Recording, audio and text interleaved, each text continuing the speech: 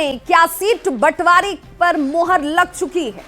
यह सवाल राजनीतिक गलियारों में इस वक्त बेहद तेजी से उछल रहा है, लेकिन एनडीए के बड़े नेता फिलहाल तस्वीर कुछ भी साफ नहीं कर रहे।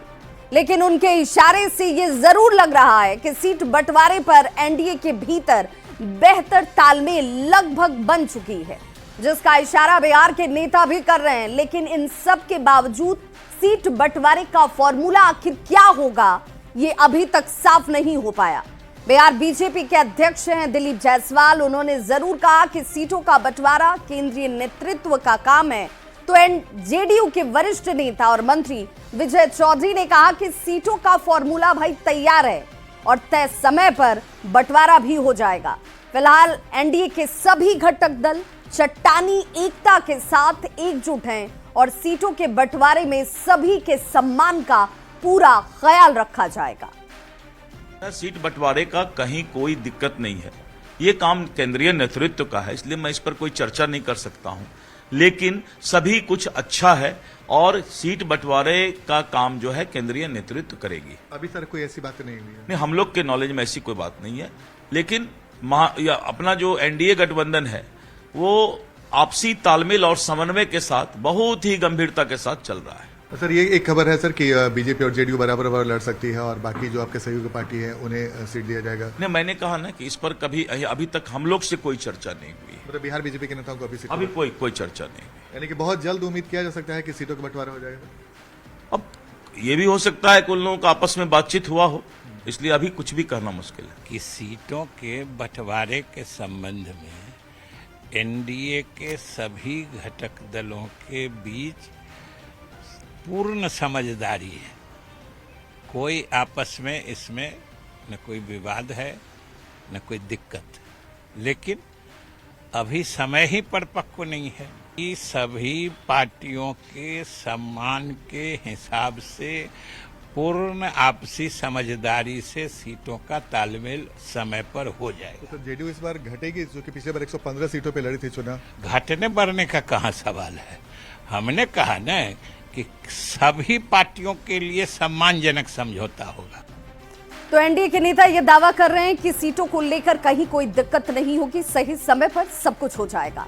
एनडीए में सीटों के बंटवारे की चर्चा की मात्र जैसे ही शुरुआत होती है, सियासत इस पर तेज हो जाती है। चिराग पासवान की पार्टी एलजेपी रामविलास के प्रवक्ता विनीत सिंह का कहना है कि गठबंधन में सीटों के बंटवारे का कोई मुद्दा है ही नहीं, तय समय पर सारी तस्वीर सबके सामने होगी। उपयुक्त समय आने पे एनडीए की सर्वदलीय बैठक होगी और जो भी घटक दल जिस क्षेत्र से भी मजबूत है, सीट जीतने में वो अपनी दावेदारी पेश करेगा और उनका सम्मान होगा और उसके अनुसार ही टिकट का सीटों का आवंटन होगा। क्योंकि हमारा मूल उद्देश्य है 2025 में प्रचंड बहुमत से फिर से बिहार में सरकार बनाना और बिहार को विकसित राज्य के रूप में देखना।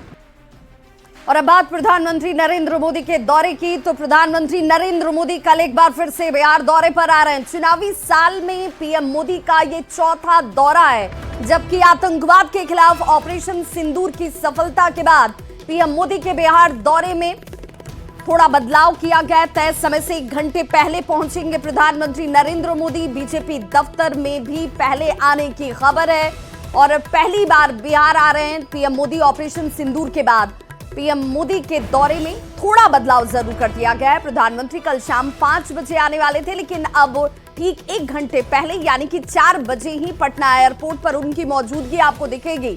इसके साथ ही पटना में उनके कल के सभी कार्यक्रम 1 घंटे पहले तय किए गए हैं। बिहार बीजेपी के अध्यक्ष दिलीप जायसवाल ने इसकी जानकारी दी।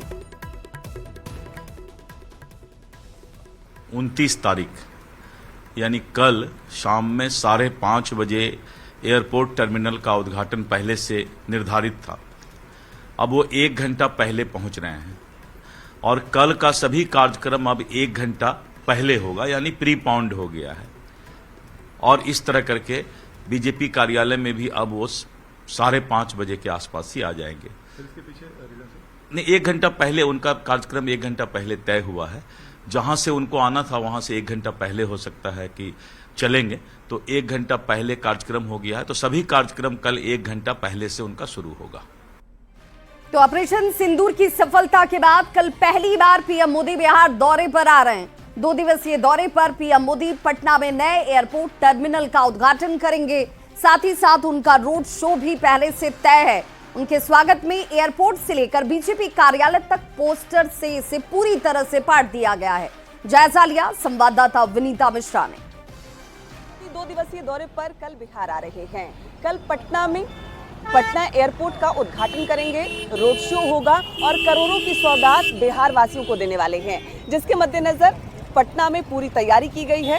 एयरपोर्ट का कल उद्घाटन होना है। जयप्रकाश नारायण अंतर्राष्ट्रीय हवाई अड्डा एक नई तस्वीर के साथ यहां बनकर तैयार है और उनके स्वागत में पटना में कई सारे पोस्टर यहां नजर आ रहे हैं। एयरपोर्ट से उनका रोड शो शुरू होगा और शेखपुरा मोड़ होते हुए बेली रोड होते हुए बीजेपी कार्यालय तक जाएगा। और उसके मद्देनजर यहाँ देख सकते हैं सड़क किनारे बांस बल्लों की बैरिकेडिंग तो की ही गई है, लेकिन जगह जगह पीएम नरेंद्र मोदी के स्वागत में कई बड़े बड़े पोस्टर लगाए गए हैं। ऑपरेशन सिंदूर की सफलता के बाद पहली बार वो बिहार आ रहे हैं और उसी के मद्देनजर ऑपरेशन सिंदूर की चर्चा हो या फिर पटना एयरपोर्ट की चर्चा हो, पीएम नरेंद्र मोदी के अलग अलग स्वागत की जो तस्वीर है वो पटना एयरपोर्ट के आसपास पूरे पटना में जगह जगह लगाए गए हैं। पीएम नरेंद्र मोदी के लिए सुरक्षा सख्त है। चारों तरफ यहाँ बांस बल्ले की बैरिकेडिंग की गई है। जहां जहां से वो रोड शो के दौरान गुजरेंगे वहां पर बांस बल्ले की बैरिकेडिंग कर दी गई है। कई सारे पोस्टर से उनके स्वागत की जो तस्वीर है वो नजर आ रही है। चाहे बीजेपी कार्यालय हो, चाहे एयरपोर्ट हो या बेली रोड हो, कई जगह उनका भव्य स्वागत भी होगा और जो उसकी खूबसूरती है आज से ही पटना में नजर आने लगी है। विनीता मिश्रा, न्यूज़ 18 पटना। तो ऑपरेशन सिंदूर की सफलता के बाद प्रधानमंत्री नरेंद्र मोदी पहली बार कल बिहार दौरे पर आ रहे हैं। कल शाम को पीएम मोदी पटना एयरपोर्ट पहुंचेंगे। हालांकि 1 घंटा पहले अब उनका ये कार्यक्रम तय कर दिया गया है। पटना एयरपोर्ट नए टर्मिनल का उद्घाटन, जो कि पहले से तयशुदा कार्यक्रम में शामिल है, उसका उद्घाटन करते हुए पीएम आपको नजर आएंगे। इसके बाद बिहटा एयरपोर्ट का शिलान्यास उनकी तरफ से किया जाएगा। प्रधानमंत्री नरेंद्र मोदी का ग्रैंड रोड शो भी होने वाला है। 32 जगहों पर पीएम के भव्य स्वागत की तैयारी की गई है। जगह जगह पीएम मोदी का लोग अभिनंदन करते हुए, अभिवादन करते हुए नजर आएंगे। रोड शो को ऐतिहासिक बनाने की बीजेपी की तरफ से जबरदस्त तैयारी की गई है। रोड शो के बाद पीएम मोदी बीजेपी दफ्तर पहुंचेंगी और कार्यकर्ताओं से संवाद भी उनकी तरफ से किया जाने वाला है और ये तमाम तयशुदा कार्यक्रम जो हैं वो प्रधानमंत्री के। वहीं पटना में पीएम मोदी के रोड शो को लेकर ट्रैफिक व्यवस्था में बदलाव कर दिया गया है।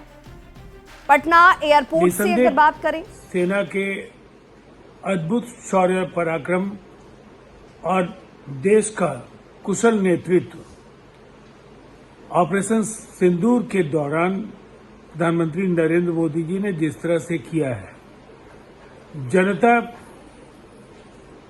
उनका स्वागत करना चाहती है। सड़कों पर वो विहंगम दृश्य भी दिखेगा। तो प्रधानमंत्री नरेंद्र मोदी के आने वाले आगमन के मद्देनजर रोड शो को लेकर ट्रैफिक इंतजामों में आमूलचूल बदलाव किया गया है। पटना एयरपोर्ट से अगर बात करें तो बीजेपी दफ्तर तक रोड शो को देखते हुए कई सड़कों को आम लोगों के लिए, उनकी गाड़ियों के लिए पूरी तरह से बंद कर दिया गया है, यानी आवाजाही वहां पर नहीं होगी। एयरपोर्ट सहित कई जरूरी जगहों पर भी जाने के लिए वैकल्पिक रूट बनाए गए हैं, यानी कि आम लोगों को इसे जानना बहुत जरूरी है कि किन रास्तों का आप इस्तेमाल करें ताकि आपको किसी तरह की परेशानी ना हो। 30 मई को पीएम मोदी रोहतास के विक्रमगंज में विशाल जनसभा को संबोधित करने वाले हैं, जिसे लेकर व्यापक तैयारी की जा रही है। पूरे शहर को प्रधानमंत्री नरेंद्र मोदी के पोस्टर से पाट दिया गया है। पीएम मोदी यहां हजारों करोड़ की योजनाओं की सौगात भी देंगे। वहीं विक्रमगंज में विशाल पंडाल बनाया गया है, जहां पर प्रधानमंत्री नरेंद्र मोदी की मौजूदगी आपको नजर आएगी और तस्वीरों के जरिए भी आप समझ सकते हैं। 2 तस्वीरों के जरिए देखिए किस तरीके से भव्य तैयारी जो है विक्रमगंज में की जा रही है और जो तमाम बीजेपी के कार्यकर्ता और नेता हैं वो बेहद उत्साहित होकर इस कार्य में जुटे हुए हैं, क्योंकि प्रधानमंत्री नरेंद्र मोदी का यह कार्यक्रम ऑपरेशन सिंदूर के बाद और जैसे ही उनकी मौजूदगी होगी उत्साही कार्यकर्ताओं के लिए यह अपने आप में एक बड़ा क्षण। 31 मई को विक्रमगंज में पीएम मोदी की सभा को लेकर एनडीए नेताओं का जोश इस वक्त हाई नजर आता है। बिहार के मंत्री हैं हरी सहनी, उनका यह दावा है कि ऑपरेशन सिंदूर की सफलता के बाद पीएम मोदी को सुनने के लिए लोग बेताब हैं, क्योंकि वे जब भी बिहार आते हैं बिहार को बड़ी सौगात देकर जाते हैं। इस बार भी पूरा हम लोगों को अपेक्षा है कि ये बिहार को सौगात देकर जाएंगे। बिहार वासियों को इससे उत्साह मिलेगा और जितना मैं घुमा हूँ लोगों में अपने प्रधानमंत्री जी को सुनने के लिए जो उत्साह है वो बड़ा ही अनोखा है।